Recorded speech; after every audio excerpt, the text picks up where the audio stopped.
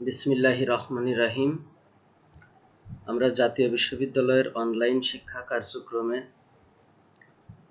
সাথে যুক্ত আছি। সুপ্রিয় ছাত্রছাত্রীবৃন্দ, আশা করি তোমরা আল্লাহর রহমতে অনেক ভালো আছো। এই করোনাকালীন সময়ে তোমরা স্বাস্থ্যবিধি এবং সামাজিক দূরত্ব মেনে চলবে। আমরা ধন্যবাদ জানাই জাতীয় বিশ্ববিদ্যালয় এবং শিক্ষা মন্ত্রণালয়কে, যারা এই অনলাইন শিক্ষা কার্যক্রম প্রসারের মাধ্যমে এই করোনাকালীন সময়ে ছাত্রছাত্রীদের শ্রেণী কার্যক্রম এগিয়ে নিয়ে যাচ্ছে। আমরা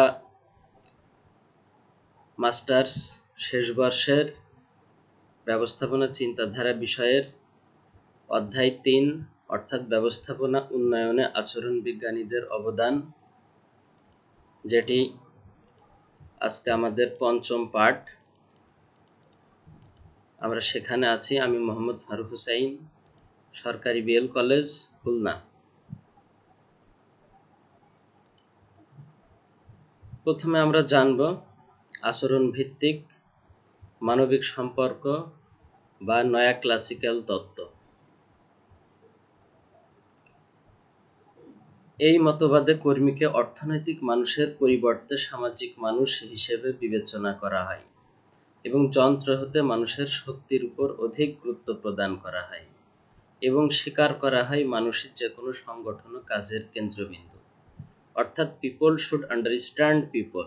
এটি হলো এ মতবাদের মূল কথা। আমরা ক্লাসিক্যাল মতবাদে দেখেছি বা ধ্রুপদী যে মতবাদ ছিল, সেখানে মানুষকে সামাজিক মানুষ হিসেবে বিবেচনা করা হতো না। মানুষকে শুধুমাত্র উৎপাদনের একটি উপকরণ হিসেবে, অন্যান্য উপকরণের মতোই একটি উপকরণ হিসেবে বিবেচনা করা হতো। কিন্তু এ মতবাদে মানুষের যে মানবিকতা, সেটিকে স্বীকৃতি দেয়া হয়েছে। বিখ্যাত যে সমস্ত আচরণ বিজ্ঞানীগণ মানুষের এই মানবিকতাকে ব্যক্ত করেছেন এবং স্বীকৃতি দিয়েছেন, তারা হলেন Elton Mayo, Hugo Munsterberg, McGregor, Abraham Maslow, Keith Davis, Herzberg প্রমুখ মনোবিজ্ঞানী এই তত্ত্বের উন্নয়নে ব্যাপক ভূমিকা রেখেছেন। এলটন মেয়র আগে যে সমস্ত ক্লাসিক্যাল বিজ্ঞানীগণ ছিলেন, যেমন এফ.ডব্লিউ. টেইলর, হেনরি ফেউল, ম্যাক্স ওয়েবার, উনারা মানবিকতাকে খুব একটি গুরুত্ব দেননি। মানবিকতার পরিবর্তে মানুষকে শুধুমাত্র উৎপাদনের একটি উপকরণ হিসেবে গণ্য করেছেন। কিন্তু এলটন মেয় এসে বললেন যে শ্রমিকদেরও মন আছে, তাদেরও মানসিকতা বিচার এবং বিবেচনা করতে হবে এবং ব্যবস্থাপনার ক্ষেত্রে একটি বৈপ্লবিক পরিবর্তন সাধিত হয়। আমরা দেখব কিভাবে আচরণ বিজ্ঞানীগণ ব্যবস্থাপনা চিন্তাধারার উন্নয়নে অবদান রেখে গেছেন।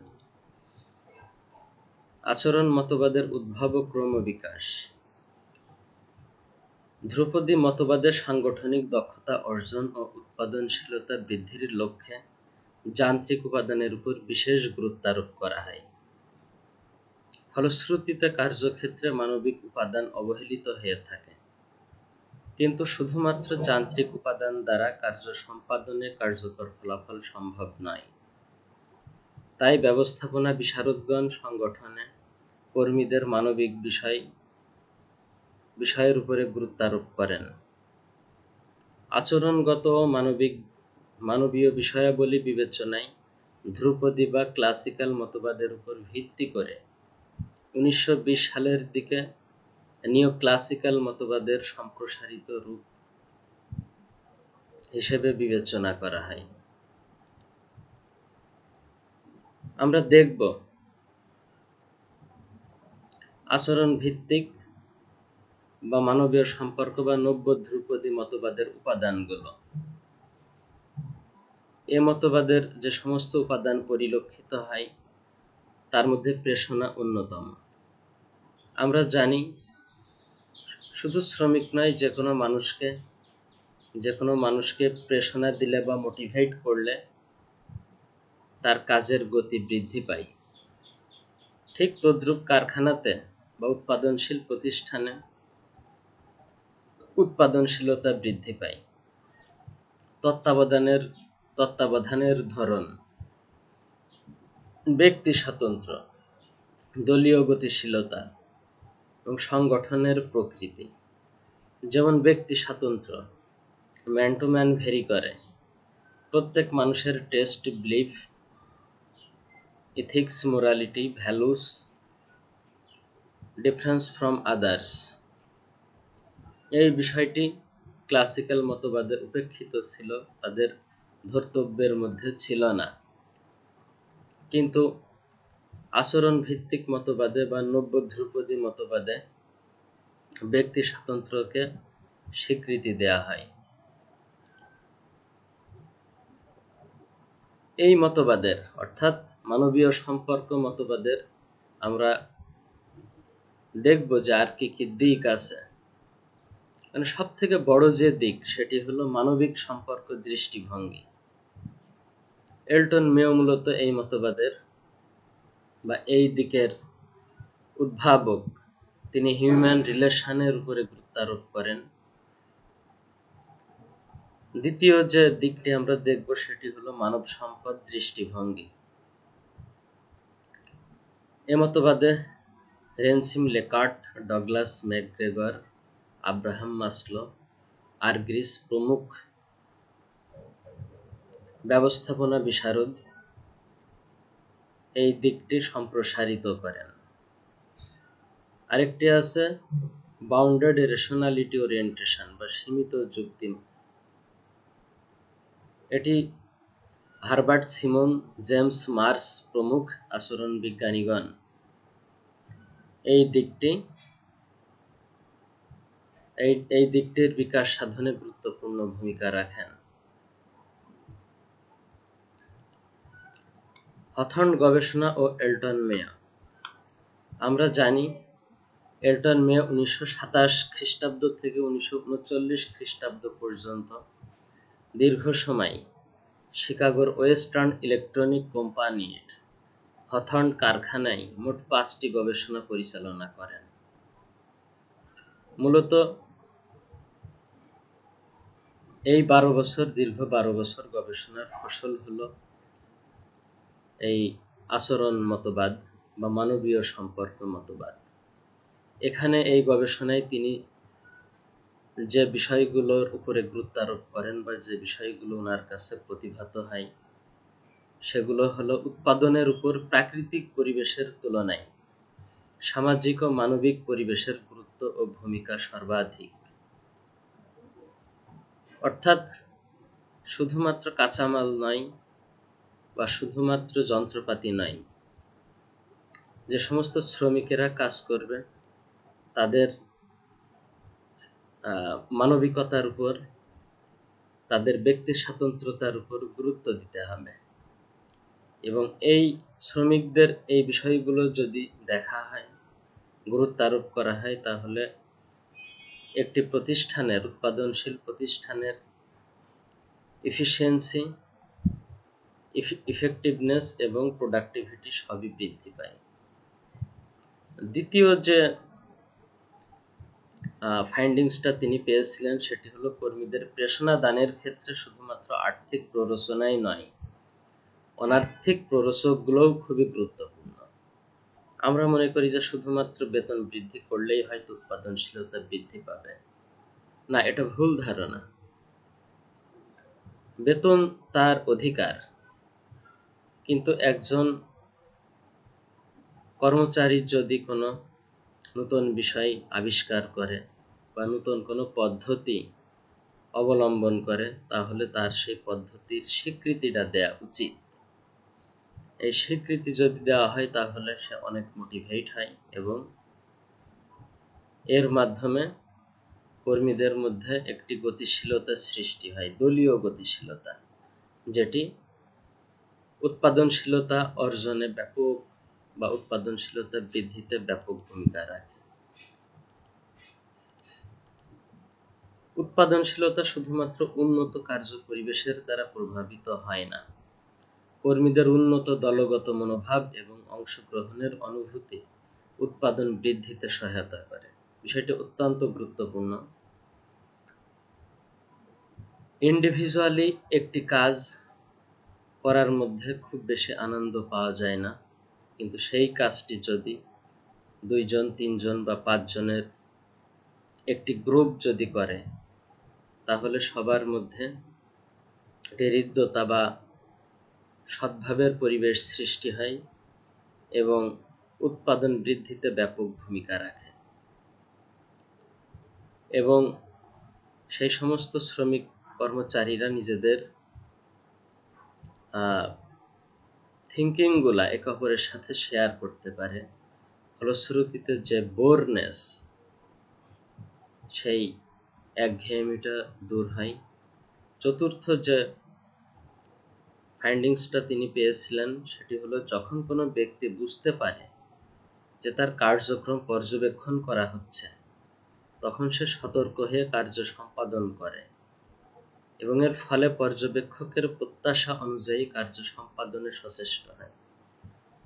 আমরা এই গবেষণা থেকে এটিও পাই যে মনিটরিং খুবই গুরুত্বপূর্ণ, মনিটরিংয়ের ফলে উৎপাদনশীলতা বৃদ্ধি পায়। পঞ্চম যে বিষয়টি তিনি দেখতে পেয়েছিলেন সেটি হলো কর্মীদের মনোবল উন্নয়নের ক্ষেত্রে যে যোগাযোগ গুরুত্বপূর্ণ, অত্যন্ত গুরুত্বপূর্ণ, তাই গবেষণায় উদ্ঘাটিত হয়। অর্থাৎ ঊর্ধ্বতন কর্মকর্তাগণ যদি মাঝে মধ্যে পরিদর্শনে আসেন, শ্রমিক কর্মচারীদের সাথে যদি মত বিনিময় করেন, তাহলে অবশ্যই উৎপাদনশীলতা বৃদ্ধি পায় এবং কর্মীদের মনোবল উন্নত হয়। অতএব বলা যায়, ব্যবস্থাপনা চিন্তাধারার উন্নয়নে হথর্ন অনুধান একটি গুরুত্বপূর্ণ সংযোজন। এবং এলটন মেয় ব্যবস্থাপনার যে স্রোতটি ছিল, সেই স্রোতটি কিছুটা হলেও ঘুরিয়ে দিয়েছিলেন এবং নতুন একটি ধারার সৃষ্টি হয়, যে ধারাটি হলো মানবীয় সম্পর্ক ধারা বা নব্য ধ্রুপদী ধারা হিসেবে আমরা আখ্যায়িত করতে পারি। এবার আমরা দেখব ব্যবস্থাপনা চিন্তাধারার উন্নয়নে ডগলাস ম্যাকগ্রেগরের অবদান। 1957 সালে ডগলাস ম্যাকগ্রেগর থিওরি এক্স এবং থিওরি ওয়াই নামে দুটি তত্ত্ব উদ্ভাবন করেন। তিনি এই তত্ত্ব দুটির মাধ্যমে প্রতিষ্ঠানের কর্মীদের মানবীয় দিকের প্রতি দৃষ্টি নিবদ্ধ করেছেন। এক্স তত্ত্ব স্বৈরতান্ত্রিক এবং ওয়াই তত্ত্ব গণতান্ত্রিক ধারণা পোষণ করে ব্যবস্থাপনার কার্য সম্পাদন করে। তোমরা জানো, ইতোমধ্যে অনেকবার পড়েছো, এইচএসসিতে পড়েছো, অনার্স ফার্স্ট ইয়ারে পড়েছো এক্স তত্ত্ব এবং ওয়াই তত্ত্ব।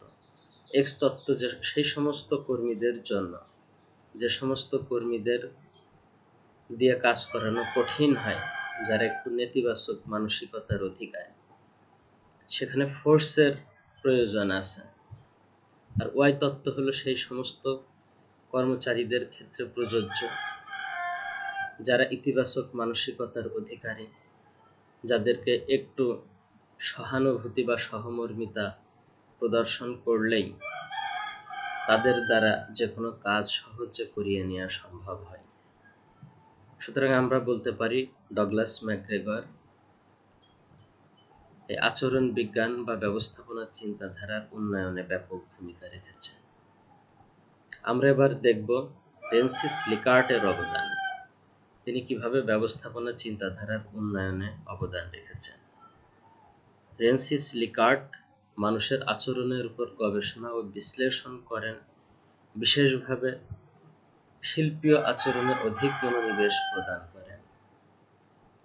ইন্ডাস্ট্রিতে কিভাবে একজন শ্রমিক বা একজন কর্মচারী সে তার কাজের প্রতি অধিকতর মনোনিবেশ সাধন করতে পারে, সে বিষয়ে তিনি ব্যাপক গবেষণা এবং বিশ্লেষণ করেন। তিনি মনে করেন একটি প্রতিষ্ঠানের কার্যদক্ষতা বহুলাংশে প্রতিষ্ঠানের কার্যপদ্ধতির উপর নির্ভর করে।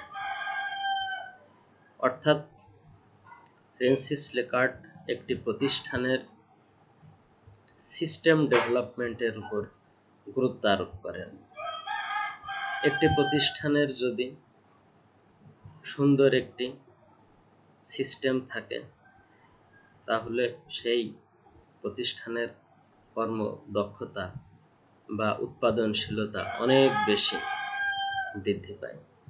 তিনি উপরোক্ত বিষয়ে গুরুত্ব পর্যালোচনা করে 1967 সালে নিউ প্যাটার্ন অফ ম্যানেজমেন্ট নামক একটি গ্রন্থ প্রকাশ করেন। 1967 সালে the human organization, its management and values প্রকাশিত হয়। উক্ত গ্রন্থে তিনি 4 পদ্ধতির ব্যবস্থাপনা পদ্ধতি প্রকাশ করেন, যে পদ্ধতিগুলো এখন পর্যন্ত বিভিন্ন উৎপাদনশীল ও ব্যবসায়ী প্রতিষ্ঠানে সাফল্যের সাথে ব্যবহৃত হচ্ছে। শিল্পে প্রকাশক ও ব্যবস্থাপকদের সাথে সম্পর্কের ধরন বর্ণনা করেন তিনি। অর্থাৎ একটি ইন্ডাস্ট্রিতে ব্যবস্থাপক অর্থাৎ টপ ম্যানেজমেন্টের সাথে মিড লেভেল বা লোয়ার লেভেল ম্যানেজমেন্টের যে সম্পর্কের ধরন বা সম্পর্কটি কেমন হওয়া উচিত, সে বিষয়টি তিনি উক্ত গ্রন্থদ্বয়ে অত্যন্ত সুচারুরূপে যুক্তিপূর্ণভাবে তুলে ধরেন। আমরা এবার দেখব আব্রাহাম মাসলো। তিনি ব্যবস্থাপনা চিন্তাধারার উন্নয়নে কেমন অবদান রেখেছেন। আব্রাহাম মাসলো 1943 সালে মাসলোস হায়ারার্কি অফ নিডস থিওরি বা চাহিদা সোপান তত্ত্ব প্রকাশ করেন। তিনি বলেন যে মানুষের অভাবগুলো ক্রমান্বয়ে জৈবিক, নিরাপত্তা, সামাজিক, আত্মমর্যাদা এবং আত্মপূর্ণতার চাহিদা নামে পরিচিত। অর্থাৎ একেবারে প্রাথমিক যে চাহিদা সেটি হলো ফিজিওলজিক্যাল নিড বা জৈবিক চাহিদা। যখন একজন শ্রমিক বা কর্মচারীর ফিজিওলজিক্যাল নিড পূরণ হয় তখন তার সিকিউরিটি নিডের প্রয়োজন হয়। এরপরে সিকিউরিটি নিডের পরে সে সমাজে একটা অবস্থান খুঁজতে থাকে। তারপরে সে সমাজে একটি স্বতন্ত্র মর্যাদা পেতে চায়, যেটিকে আমরা স্টিম নিড হিসেবে আখ্যায়িত করতে পারি। এবং ফাইনালি সে সেলফ অ্যাকচুয়ালাইজেশনের দিকে যেতে চাই, যেটিকে আমরা আত্মপূর্ণতার চাহিদা বলতে পারি। এই পর্যায়ে এসে তার আর চাওয়া পাওয়ার আর কিছু থাকে না, তার সমস্ত চাহিদার এখানেই পরিসমাপ্তি ঘটে। এই 5টি অভাবের মধ্যে প্রথম 2টি অভাব হলো নিম্ন স্তরের অভাব, আর পরের 3টি অভাব হলো উচ্চ স্তরের অভাব। মাসলোর মতে মানুষের অভাবগুলো পরিতৃপ্ত হয় পর্যায়ক্রমিকভাবে, একটার পর একটা। প্রথমে জৈবিক চাহিদা, তারপরে নিরাপত্তার চাহিদা, এভাবে সামাজিক আত্মমর্যাদা এবং আত্মপূর্ণতার চাহিদা ডিমান্ড করে। মানুষের অভাবগুলো যেহেতু পর্যায়ক্রমিকভাবে পরিপূর্ণ হয়, সেহেতু প্রেষণা দেওয়ার সময়ও পর্যায়ক্রমিক অভাব পূরণের চেষ্টা করা উচিত। তাহলে প্রেষণাটা হবে একেবারে স্টেপ বাই স্টেপ।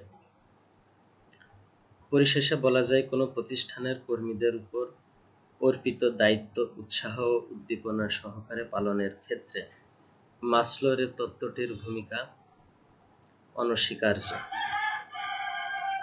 আমরা এবার দেখব ব্যবস্থাপনা চিন্তাধারার উন্নয়নে হার্জবার্গের অবদান। তোমরা জানো হার্জবার্গের টু ফ্যাক্টর মোটিভেশন থিওরি।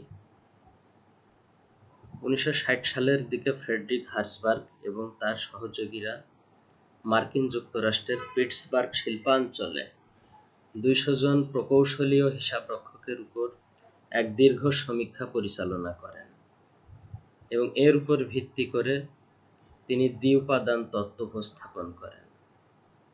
এ তত্ত্বে কর্মীদের প্রেষিত করার ব্যাপারে 2 ধরনের প্রভাব বিস্তারকারী উপাদানের কথা বলা হয়েছে। এ তত্ত্বে ইতিবাচক ও নেতিবাচক মনোভাব সৃষ্টির উপাদানগুলো আলাদাভাবে বর্ণনা করা হয়েছে। এ তত্ত্বে চাহিদার সাথে প্রেষণা সম্পর্কিত নয়। যে দুটি উপাদান প্রভাব বিস্তার করে কর্মীদের প্রেষিত করার ক্ষেত্রে, তার মধ্যে একটি হলো হাইজিন ফ্যাক্টর, আরেকটি হলো মেইনটেন্যান্স ফ্যাক্টর। সন্তুষ্ট চাহিদাই ব্যক্তিকে কর্মক্ষেত্রে অধিকতর উদ্বুদ্ধ করে তোলে। এ তত্ত্বে কর্মীর অভাব পরিতৃপ্তির ক্ষেত্রে কোনো ধারাবাহিকতা নেই। মাসলোজ হায়ারার্কিতে যেমন অভাব পরিতৃপ্তির ক্ষেত্রে ধারাবাহিকতা বা পর্যায়ক্রমিকতার ব্যাপার ছিল, কিন্তু হার্জবার্গের তত্ত্বে এই ধারাবাহিকতার বিষয়টি উপেক্ষিত। এ তত্ত্ব সাদা পোশাক কর্মী বা নির্বাহীদের কাজের সাথে সম্পর্ক, কিন্তু মাসলোর থিওরিটা ছিল প্রত্যেকের ক্ষেত্রে, একেবারে শ্রমিক কর্মচারী থেকে শুরু করে উচ্চপদস্থ কর্মচারীদের সাথে সম্পৃক্ত। কিন্তু হার্জবার্গের এ তত্ত্বটি শুধুমাত্র সাদা পোশাক কর্মী বা নির্বাহীদের ক্ষেত্রে প্রযোজ্য। এ তত্ত্বে কেবলমাত্র উঁচু শ্রেণীর অভাব পূরণের প্রেষণার কথা বলা হয়েছে। হার্জবার্গ প্রদত্ত এ তত্ত্বটি নির্বাহীদের প্রেষণার সাথে ওতপ্রোতভাবে জড়িত। এবার আমরা দেখব ব্যবস্থাপনা চিন্তাধারার উন্নয়নে হুগো মুনিস্টারবার্গের অবদান। তিনি মনে করতেন যে প্রকৌশলীগণ মনস্তাত্ত্বিক অথবা মানসিক দক্ষতার উপর গুরুত্ব আরোপ না করে তাদের দৈহিক ক্ষমতার উপর অধিক মাত্রায় গুরুত্ব আরোপ করেন। তিনি মূলত কর্মীদের মনস্তাত্ত্বিক উন্নতির উপর বেশি জোর দেন।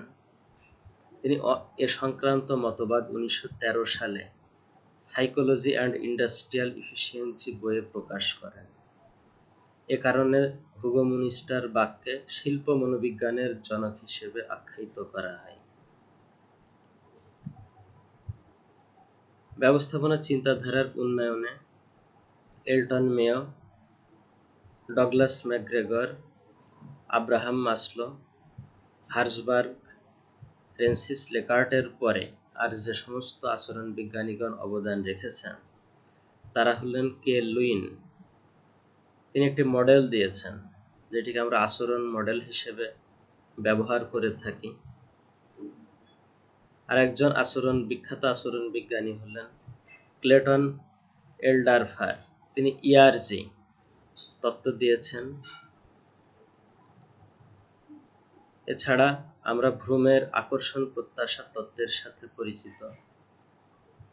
এছাড়া যে স্ট্যাসি অ্যাডামস, তিনি সমতা তত্ত্ব প্রদান করেছেন।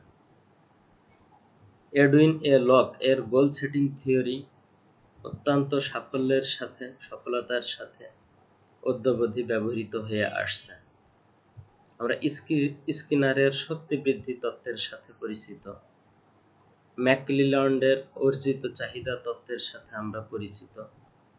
এছাড়া ফ্রেডরিক হার্জবার্গের আরেকটি তত্ত্ব আছে, সেটি হলো কার্য সমৃদ্ধকরণ তত্ত্ব। সুতরাং এ সমস্ত আচরণ বিজ্ঞানীগণ ও ব্যবস্থাপনা চিন্তাধারার উন্নয়নে ব্যাপক অবদান রেখেছেন। আমরা ব্যবস্থাপনার মানবীয় উপাদানগুলো আলোচনা করতে গিয়ে বলছি যে প্রতিষ্ঠানের মানব সম্পদের ফলপ্রসূ ব্যবস্থাপনা শুধু জটিলই নয়, বরং কোনো কোনো সময় খুবই সংকটাপন্ন হয়ে দাঁড়ায়। ব্যবস্থাপনাকে কর্মীদের ভূমিকা, ব্যক্তি স্বাতন্ত্র্য ও ব্যক্তিত্বের মতো বিষয়গুলোকে অনুধাবন করতে হয়। সেগুলোকে বিশ্লেষণ ও ব্যাখ্যা করে প্রতিষ্ঠানের অনুকূল কাম্য পরিবেশ ও নিয়ন্ত্রণ আওতার মধ্যে রাখতে হয়। ব্যবস্থাপক যদি কর্মীদের ব্যক্তি স্বাতন্ত্র্য ও মনের স্বাভাবিক অবস্থালোপী ধারণাগুলো বা কমপ্লেক্সিটি বুঝতে না পারেন, তবে প্রেষণা, নেতৃত্ব দান এবং যোগাযোগ ইত্যাদির প্রয়োগ ব্যর্থ হয়। সুতরাং কর্মীদের প্রেষণা দানে ব্যবস্থাপককে এ সকল প্রেক্ষাপট বিবেচনায় রাখতে হয়। তাহলে আমরা বলতে পারি শিল্প বিপ্লব চলাকালীন সময়ে বা তারপরে যে সমস্ত ধ্রুপদী বিজ্ঞানীগণ যে তত্ত্বগুলো দিয়েছিলেন, কিন্তু পরবর্তীতে Elton Mayo, Hugo Munsterberg, Francis Likert, Frederick Herzberg, Abraham Maslow এবং ডগলাস ম্যাকগ্রেগর সহ অন্যান্য বিজ্ঞানীগণ সেই জায়গায় মানবীয় উপাদানগুলো বা ব্যক্তি স্বাতন্ত্র্যকে গুরুত্ব দিয়েছেন। ফলশ্রুতিতে এক পর্যায়ে আমরা দেখতে পাই এই ব্যক্তি স্বাতন্ত্র্য এবং মানুষকে মানুষ হিসেবে ভাবাটা, সামাজিক মানুষ হিসেবে ভাবার ফলে উৎপাদনশীলতায়ও ব্যাপক পজিটিভ পরিবর্তন আসে। ধন্যবাদ সবাইকে। আমরা আবারও শিক্ষা মন্ত্রণালয় এবং জাতীয় বিশ্ববিদ্যালয়কে ধন্যবাদ জানাই এই করোনাকালীন সময়ে অনলাইন কার্যক্রমের সাথে যুক্ত করার জন্য, এবং শিক্ষার্থীদেরকেও আমি ধন্যবাদ জানাই তাদেরকে অনলাইন কার্যক্রমের সাথে যুক্ত থাকার জন্য। ধন্যবাদ সবাইকে।